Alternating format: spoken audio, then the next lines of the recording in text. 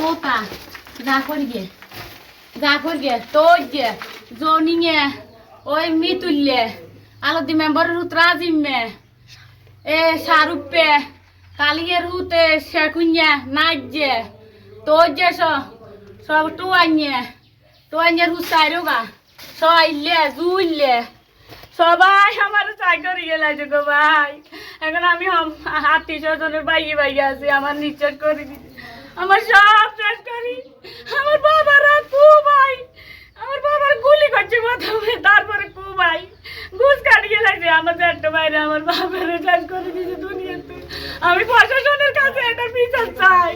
দেখেন প্রশাসন আমার বাড়িটারে কি করলো, আমি এখন রাস্তার ফকির, আমি কি করবো আল্লাহ। আমি আল্লাহর কাছে 9 মাস বিচার দিতেছি, আমি প্রশাসনের কাছে বিচার চাই।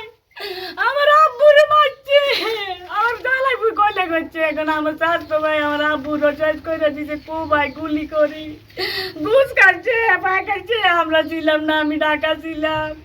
যখন আমার বাবার মৃত্যুর ঘোষণা দিয়েছে তখন আমি দৌড়াই আইছি।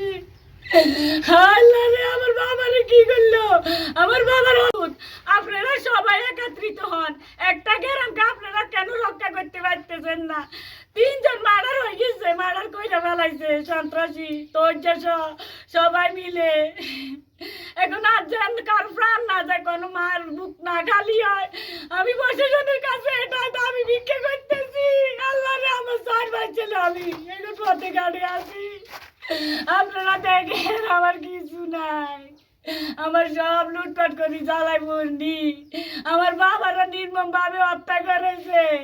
আমি প্রশাসনের কাছে বিচার চাই, 10 বাবার কাছে বিচার চাই। আমি তারেক রহমানের কাছে এটা প্রার্থনা করছি, এটার বিচার যেন উনি করে। আমি এটাই কাম্য করতেছি আল্লাহ।